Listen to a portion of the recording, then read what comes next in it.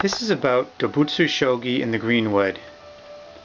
It's really Japanese chess, but it's been made simple and easy to understand simply by making the characters just cute little animal figures and putting the directions that they are allowed to move right there on the piece, so that when you look at the pieces on the board you see immediately what their moves are. Makes the whole thing much easier to understand than the traditional game that just has Japanese characters on them. Now there's a simpler version of this game called Let's Catch the Lion, and this game is played on a smaller board with just a few pieces like this. If you've already learned to play that game, it's going to help you a lot in learning this game, because this larger game is just an expansion of the smaller game. This game was actually marketed to Japan, and they didn't have a rule booklet, so I made a rule booklet, which is available from me, and it comes with this set when I sell it. I'm going to show you how to play this game. It's very simple. I'm going to show you the complete rules, and once you've watched this, you'll have the whole story. If you want to rewind the video and go over certain parts, you can, and you won't have any trouble. Once you learn this game, you will essentially know how to play Japanese chess, except you'll just have to learn the traditional characters if you want to play with a traditional set.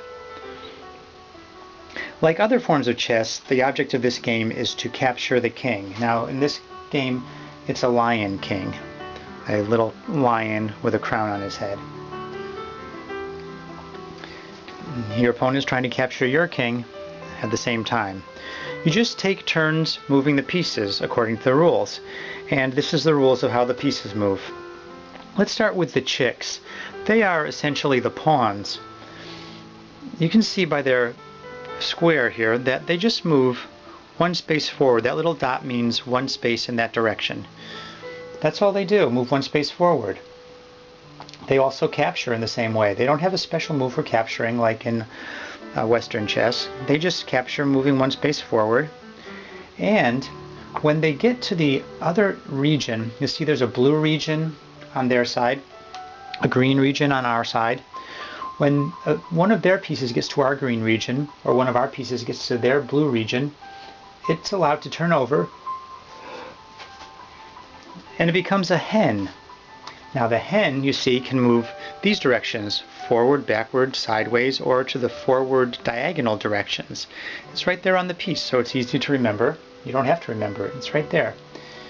Of course, that piece is more powerful and becomes a stronger attacking piece there in the area of the enemy king. Let me show you some more pieces. Now you notice this is kind of interesting. You have a row with an elephant and a giraffe. That's all that's on this row. The elephant, if you played the simpler game, the elephant, you remember, moved diagonally. This elephant, however, has these little triangles in the corner. The triangles mean that it can move as many spaces as it wants in that direction, so it can move continually diagonally. The giraffe can move continually forward, backward, or sideways. This is just like a bishop in chess, and this is just like a rook in chess. And like chess pieces, they're not allowed to jump over other pieces. So if this piece wants to move, it's got to move something else first. This is a way that we can open. Notice the diagonal goes right to the other elephant, and you can capture it. So doing, this piece also turns over. Most of them do. What you have there is an elephant with some bananas. This indicates that the elephant has found some food. Do elephants eat bananas? Well, they probably do. This indicates that the elephant has found some food, and now it has a stronger move. It goes diagonally like it used to, as far as it wants, but then it's got the little dots, top, bottom, and left and right. It can go just one space, left, right, up, forward or backward, I mean. So it still moves like a bishop, long diagonals, but it has the short move of the other directions. Makes it a very powerful piece, and once it's in the enemy territory, it's a very strong attacking piece. Now, I'll show you the rest of the moves. This one I mentioned how this moves like a rook. When it gets to the other end, it can move still forward, backward, or sideways, as many as it wants, but then one space in the diagonal directions. So just like the elephant, it has its original move, but then can also move the other directions, but only one space. And you can remember this because the arrows mean as many as it wants, and the dots mean just one space in that direction. Let's go down the line here. The boar moves only straight, but see, it's an arrow, so it moves straight as far as it wants. And it promotes to that same kind of piece that the chick promoted to. It moves forward, backward, or sideways, or forward diagonally, just one space. The rabbit moves like a knight. And you see it's got these little dots with little squirrely lines coming off of them. That means that it jumps over pieces, just like the knight. However, the rabbit can only move to the forward 2 spots. Now let me show you how this move goes, because you might not be familiar with this. First, in its move, it goes straight forward and then to a diagonal. To this way, it goes straight forward and then to a diagonal. From here, it can go straight forward and then to a diagonal. Remember, this can jump over pieces. From here, it can go straight forward and to this diagonal, capturing this piece, and turning over, it becomes the rabbit with a carrot, and that has that same promoted move you saw before, moving one space in any direction, any of the forward, backward, or sideways directions, plus one space diagonal, or in other words, one space forward diagonal is an option. You can tell they're all just little circular dots going to the direction that he can move when he's promoted. So now the cat, look at this one. It's got dots going one space forward diagonal, or one space backward diagonal. It's sort of a complement to this now familiar move of one space forward, backward, or sideways, or one space diagonal. See, this one gets the back diagonals, this one gets the back straight square. That's the complement, but they all get the forward 3 squares that are in front of them. So from here, say this piece is out of the way, this piece could move to there, or to there. And this piece could also move to there, or to there. The Lion King, just like a king in chess, it can move one space in any direction. Now these pieces, the king and the dog, do not promote. You notice the dog already has that familiar promotion move, and the king never promotes because the king is another story. So the game proceeds, and this is the very interesting thing about the Japanese forms of chess. Let's see, get everybody in order here. After you capture a piece, you put it over on the side of the board in its original value, just with a little, the one just has a little dot going. And on one of your moves, you're allowed to put it down on the board again. That's true of all the pieces. If you capture a cat, you keep it over on the side. For one of your moves, instead of moving one of your pieces on the board, you can move one of these by just placing it anywhere.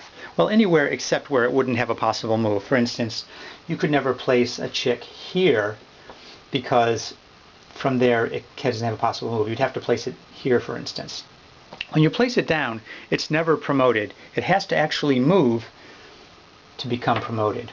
And even if you place one down like this, it's not promoted, and you move it out of the promotion area, it also may turn over and promote on that move, even if it's moving out of the promotion area. So either moving into the promotion area or out, it may promote. And it only has to promote if it has no other possible move. Like if you have a rabbit here and it moves to this place right here, it would have to promote because there's no rabbit move that can go from there. There's no way to jump 2 spaces forward from that. So landing on that square, it has to promote. It's just a logical thing that the piece has to have a possible future move. So Let me see, what else do I need to tell you? One special rule for the chicks. I told you they can be placed anywhere on the board, but the chicks can't be placed in a file that already has one of your chicks. So you have a chick here, you can't place one here or here or here, because there's already one on that line. You'd have to place it on this line where you don't have a chick. If you did have a promoted chick, say for instance, a hen, you could place it there. It doesn't apply to that. You could place it here, nothing here, you could place it here. But whenever you're going to place a chick, you have to look at the whole board and see, let's see, that this one, that one, that one, that one, that one are occupied. This one is not, that one is not, this one is. So you could place it only on these unoccupied things. Only one chick per file, per column on the board there. Let's see. Let's see, what's the other special rules here on this pamphlet? Oh yeah, I mentioned that. Okay, there's just one kind of peculiar rule.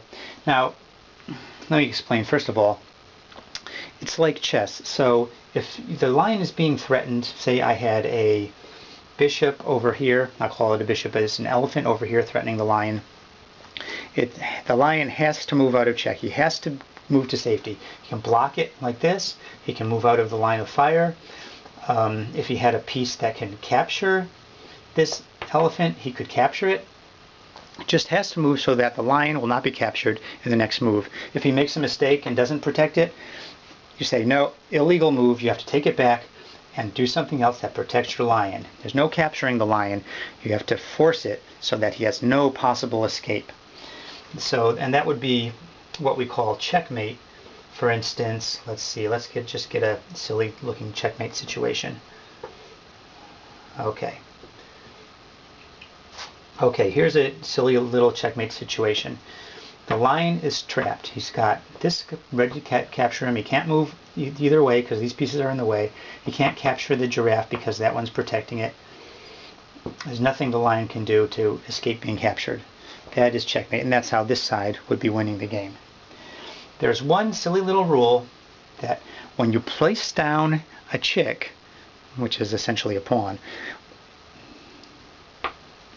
like that, you can't checkmate. If this move would be checkmate with a chick, you can't do it. You can't drop a piece into play creating checkmate.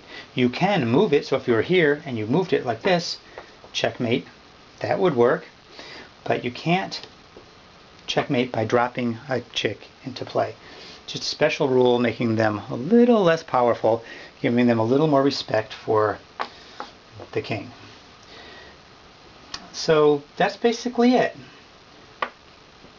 You just take turns moving the pieces.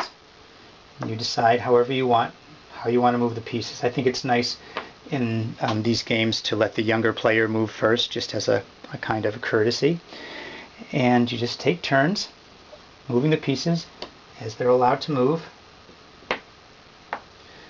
keeping your pieces on the side of the board when they're captured.